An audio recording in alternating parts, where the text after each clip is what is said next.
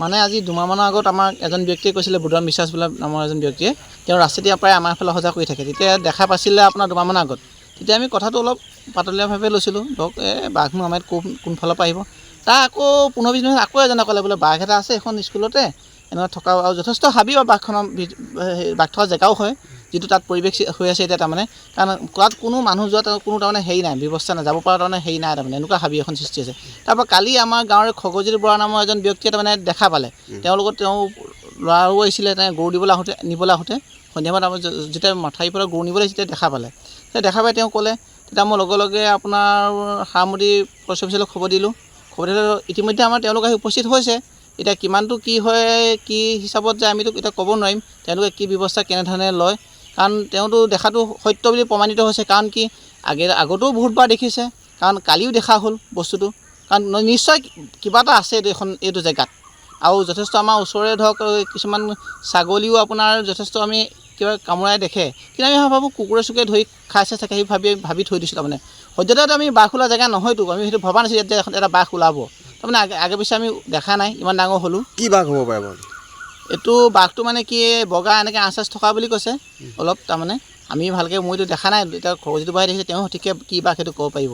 মই ইমান দেখা নাই বাঘটো, মই তেওঁ কোৱা কথাখিনিয়ে সন্ধিয়ালৈ হৈ আহিছে। হয় হয়, ওচৰৰ মানুহখিনি মানে এতিয়া কি সন্ধিয়া হ'লে আমাৰ ওচৰৰ মানুহখিনি তাৰমানে খোৱাত অলপ অসুবিধাৰ সৃষ্টি হৈছে। কাৰণ কি শুব পৰা নাই, কাৰণ কি আতংকিত সৃষ্টি হৈ আছেতো। কাৰণ যেতিয়া এটা জেগাত যেতিয়া কৈ দিয়ে বাঘ ওলাইছে বুলি ক'লে মানুহটো আপোনাৰ বাঘেটো আপোনাৰ দেখি খায় বুলি চবেই জানে। বাঘেটো দেখি খায়, বাঘ বুলি ক'লে মানুহে ভয় কৰিবই ন। এতিয়া বহুত আতংক দিছে, কাৰণ সৰু যিবিলাক আমাৰ ল'ৰা ছোৱালী আছে, কাৰণ তেওঁ বাহিৰলৈ অহা ব্যৱস্থা তাৰমানে পাচাৰ কৰা ব্যৱস্থা ভিতৰতে কৰি দিছে তাৰমানে এতিয়া। কাৰণ কি তেওঁলোকে বাহিৰত অলপ ভয় খাইছে। আমি যিমানে বুজাওঁ যে বাহিৰত যাব নালাগে, কি একো নাই ব'লা আমি যাম, নাই বাঘ আছে নাযাওঁ। কাৰণ বহুত এটা মানে আতংকিত সৃষ্টি হৈছে। হয়, কাৰণ কি আমাৰ পৰাপক্ষত তাৰমানে কি হাবিখনৰ মাজত সোমাই আমি চোৱা ব্যৱস্থা কৰিব লাগিব, নহ'লে আমাৰ কিন্তু ওচৰতে। কাৰণ কি এতিয়া যদি আমি কথাটো গুৰুত্ব সহকাৰে নলওঁ, পিছত কাৰোবাৰ এটাক আক্ৰমণ কৰাৰ পিছত আমি যদি লওঁ, তেতিয়াতো আমাৰ যথেষ্ট অসুবিধা হ'ব। কাৰণ আক্ৰমণ নকৰা আগতে আমি বস্তুটো, কাৰণ কি আছে কি নাই আমি পৰ্যবেক্ষণ কৰিলে বস্তুটো ভাল হয়। সেইটোকে মই ক'ব বিচাৰিছোঁ আপোনালোকৰ চেনেলৰ যোগেদি। মানে আজি দুমাহমানৰ আগত আমাক এজন ব্যক্তিয়ে কৈছিলে বুধন বিশ্বাস বোলা নামৰ এজন ব্যক্তিয়ে তেওঁ ৰাস্তাতে প্ৰায় আমাৰ ফালে অহা যোৱা কৰি থাকে। তেতিয়া দেখা পাইছিলে আপোনাৰ দুমাহমানৰ আগত।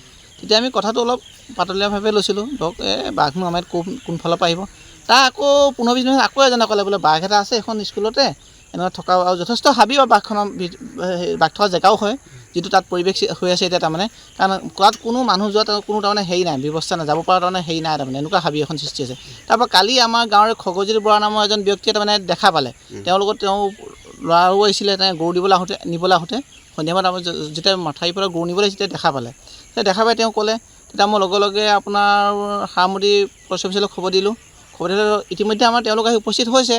এতিয়া কিমানটো কি হয়, কি হিচাপত যায় আমিতো এতিয়া ক'ব নোৱাৰিম, তেওঁলোকে কি ব্যৱস্থা কেনেধৰণে লয়। কাৰণ তেওঁতো দেখাটো সত্য বুলি প্ৰমাণিত হৈছে। কাৰণ কি আগতেও বহুতবাৰ দেখিছে, কাৰণ কালিও দেখা হ'ল বস্তুটো। কাৰণ নিশ্চয় কিবা এটা আছে এইটো জেগাত। আৰু যথেষ্ট আমাৰ ওচৰৰে ধৰক কিছুমান ছাগলীও আপোনাৰ যথেষ্ট আমি কিবা কামোৰাই দেখে, কিন্তু আমি ভাবোঁ কুকুৰে চুকুৰে ধৰি খাইছে চাগে, সেই ভাবি থৈ দিছোঁ তাৰমানে। সদ্যহতে আমি বাঘ ওলোৱা জেগা নহয়তো, আমি সেইটো ভবা নাছিলোঁ যে এটা বাঘ ওলাব। তাৰমানে আগে পিছে আমি দেখা নাই, ইমান ডাঙৰ হ'লোঁ। কি বাঘ হ'ব পাৰে বাৰু? এইটো বাঘটো মানে কি বগা এনেকৈ আঁচ থকা বুলি কৈছে অলপ তাৰমানে। আমি ভালকৈ মইতো দেখা নাই, এতিয়া খগজিত বৰাই দেখিছে, তেওঁ সঠিককৈ কি বাঘ সেইটো ক'ব পাৰিব। মই ইমান দেখা নাই বাঘটো, মই তেওঁ কোৱা কথাখিনিয়ে সন্ধিয়ালৈ হৈ আহিছে। হয় হয়, ওচৰৰ মানুহখিনি মানে এতিয়া কি সন্ধিয়া হ'লে আমাৰ ওচৰৰ মানুহখিনি তাৰমানে খোৱাত অলপ অসুবিধাৰ সৃষ্টি হৈছে। কাৰণ কি শুব পৰা নাই, কাৰণ কি আতংকিত সৃষ্টি হৈ আছেতো। কাৰণ যেতিয়া এটা জেগাত যেতিয়া কৈ দিয়ে বাঘ ওলাইছে বুলি ক'লে মানুহটো আপোনাৰ বাঘেটো আপোনাৰ দেখি খায় বুলি চবেই জানে। বাঘেটো দেখি খায়, বাঘ বুলি ক'লে মানুহে ভয় কৰিবই ন। এতিয়া বহুত আতংক দিছে, কাৰণ সৰু যিবিলাক আমাৰ ল'ৰা ছোৱালী আছে, কাৰণ তেওঁ বাহিৰলৈ অহা ব্যৱস্থা তাৰমানে পাচাৰ কৰা ব্যৱস্থা ভিতৰতে কৰি দিছে তাৰমানে এতিয়া।